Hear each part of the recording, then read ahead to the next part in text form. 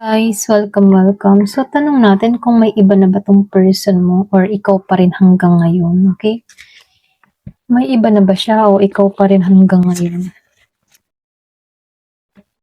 So, be open-minded po, hindi halos lahat makaresonate. Thank you nga po pala sa mga nagsusubscribe, sa mga bumabalik, maraming salamat. Give me the message, may iba na ba siya o ikaw pa rin hanggang ngayon?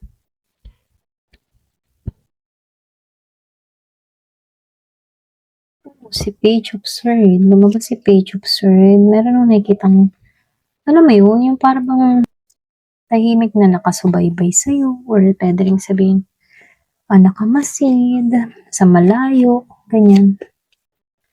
Pwedeng merong lihim na inaalam, mga nangyayari sa'yo. Ganun yung energy nito. So, meron nung nakikitang Aries, Libra, Sagittarius, Leo, Gemini, Aquarius, Taurus, Virgo, Capricorn, Scorpio, Cancer, and Pisces. Halos lahat naman nandito, no? So, hindi ko nababanggitin, ano. Naibabaw si Capricorn, si Taurus, si Virgo. Kung meron kong mga kadiling na ganito, si Pisces, ayan. Start na tayo. So, dito, no?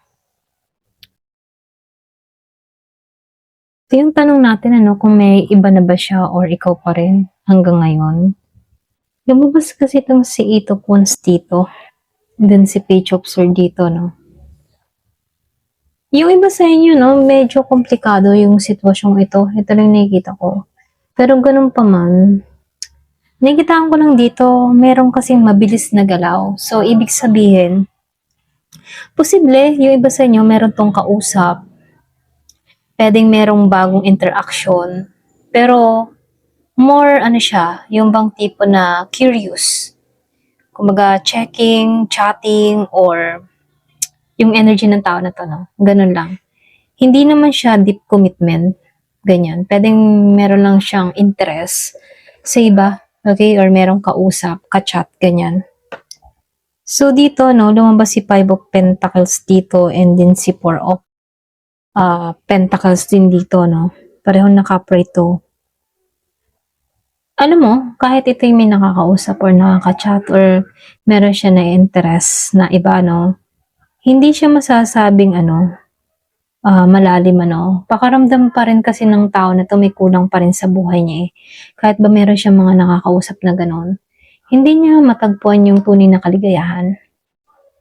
Kahit ba may iba siyang kausap, hindi siya totally open sa mga nangyari sa buhay niya. O may hawak pa rin siyang emotionally pagdating sa'yo. Okay? So, lumabas itong si Devil, ano. Kasi itong person mo, yung iba sa inyo, obsessed to sa'yo, eh. Or pwede rin may attachment pa sa'yo. Very strong, okay? Pwedeng nagkaroon kayo ng strong bond ng tao na to, na hindi siya basta-basta kayang i-let go. So, ibig sabihin, hindi ito card ng nakamove on na, ha? So, lumalabas dito, kahit meron siyang mga nakaka-pling-pling, chat-chat, or nagkakaroon siya ng interaction sa iba, hindi siya masasabing malalim, ano? Kasi yung iba sa inyo, ibang level yung pinagdaanan mo dito sa taong ito, or pwede rin ibang level yung pinagdaanan niya sa'yo, okay? So, nakikitaan ko rito, no? Itong si King of Pentacles upright. Itong tao na to kasi, ikaw yung nakikita niyang stable, okay? Stable pagdating sa connection. Ikaw yung nakikita ng tao na to na long-term material. Yung bang hindi ka basta option lamang, ganun kanya tingnan, ano. Pwede rin masasabi, ikaw yung, kahit meron siyang mga nakakausap na iba, ikaw yung nakikita niyang iba, okay? Pang matagalan. Tinitingnan ka ng tao na to, ito rin nakikita ko, or pwede rin ganito kanya tingnan, stable, pang long-term material, pang long-term sa relasyon, ganyan. So, dito, no, nakikita ko ditong si Queen of Cups. Malakas yung nito, yung bang tipo na malakas pa rin yung emotional connection ninyo, okay? Ikaw yung may hawak ng puso ng tao na to. Okay, ikaw yung may hawak ng puso niya rito, no? Kahit baga siya yung merong kausap dito, wala eh. Ikaw pa rin yung may hawak ng puso niya rito. Walang papantay sa'yo. So, nakikitaan ko lang din dito si Knight of Wands. Reverse, no? Meron nung nakikitang magulo dito sa Knight of Wands, okay? So, nakikitaan ko rin dito si Eight of Pentacles Reverse. Meron din ditong Page of Pentacles Reverse dito, no?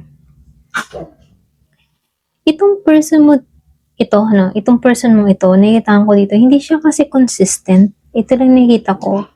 Immature pa. Kahit ba maedad na, immature pa rin siya rito. Hindi to pala effort, okay? Yung tipo na maayos kayo ngayon, hindi siya ganun. Parang distracted siya eh. Or hindi siya ready sa commitment, ganyan. So, dito sa King of Swords, ginagamit nito yung utak over puso. Ito lang nakikita ko. Kahit nakuha mo yung puso ng tao na to dito, no? Nagiging pa rin tong logic sa sitwasyon. Pinipigilan niya yung, alam mo yun, pinipigilan niya yung kanyang emosyon. Ganyan. Okay? Binidistract niya eh. So, dito, itong The Hermit reverse, merong Virgo energy dito ha. Kumbaga, ito yung may traits dito. Hindi pa siya totally isolated dito, pero hindi rin to fully clear sa direksyon niya, no? Para bang gusto niyang lumabas sa pag-iisa, pero hindi naman alam niya kung paano. Ganon yung energy ng taong ito.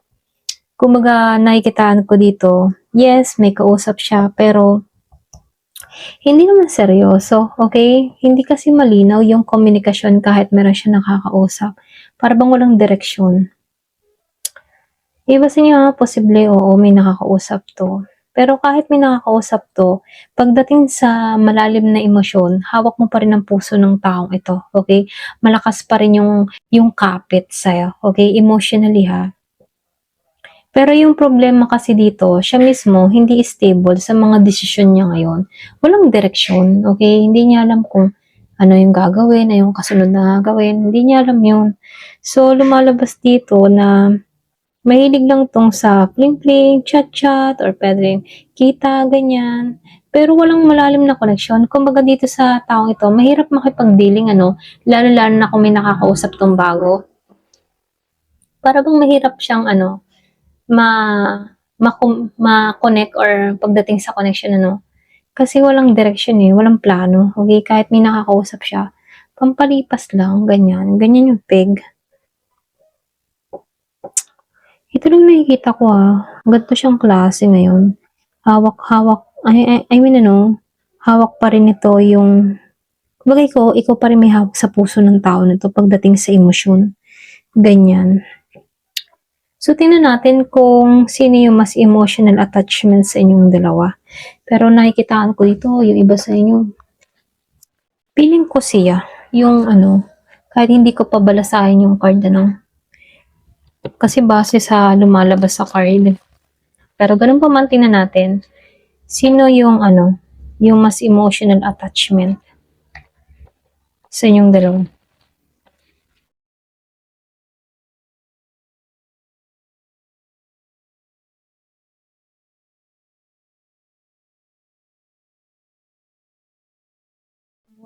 Lumabas na naman ng The Hermit, upright na siya dito. Lumabas ang The Devil. Tingnan mo, 2 beses na lumabas ang The Devil upright. So, dito, nakikita ko dito malakas yung Virgo at Capricorn, okay? Meron din dito mga ilan-ilan ang fire sign, Aries, Leo, Sagittarius. So, dito, nakikitaan ko lang din dito.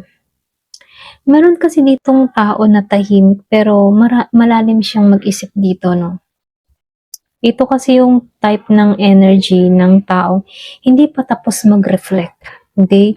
Hindi siya basta maka-moving on, okay? So, dito, sa Two of Wands reverse, nahihirapan kasi itong magdesisyon. Kumbaga, para bang stuck sa ano ba talaga? Ganong energy, Para bang nag-iisip to, ano ba talaga?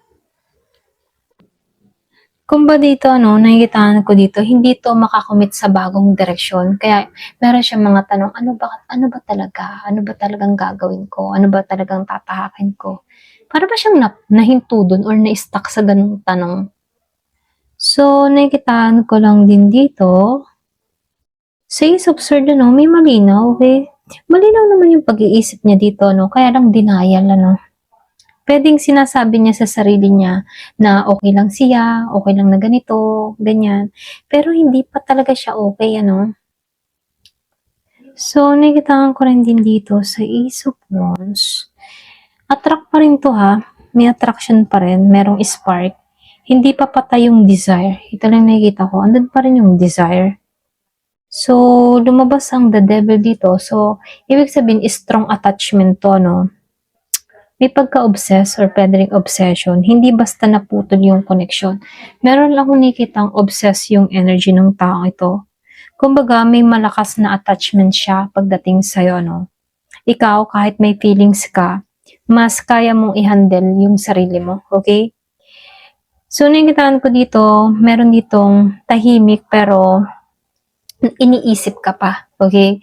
So, nakikitaan ko dito, hindi siya maka-moving forward dito, denial siya dito, and then nakikitaan ko dito, meron pa ring attraction siya sa'yo, okay? Kaya lang, meron ditong toxic bond dito sa the devil. Pwedeng meron tong mga toxic attachment or pwede ring obsession, okay? Mga negative, okay? Na nasusundan niya or ginagawa niya, okay? Kumbaga, hindi niya kayang pakawalan pa to eh, okay? So, ito na yung nakikita ko dito, no? So, lumalabas dito, hindi pa to fully, naka-move on sa'yo. Hindi pa siya ganon. Ito lang yung nakikita ko dito. Ayan. Hanggang dito na lamang po. Thank you for watching. Love and peace.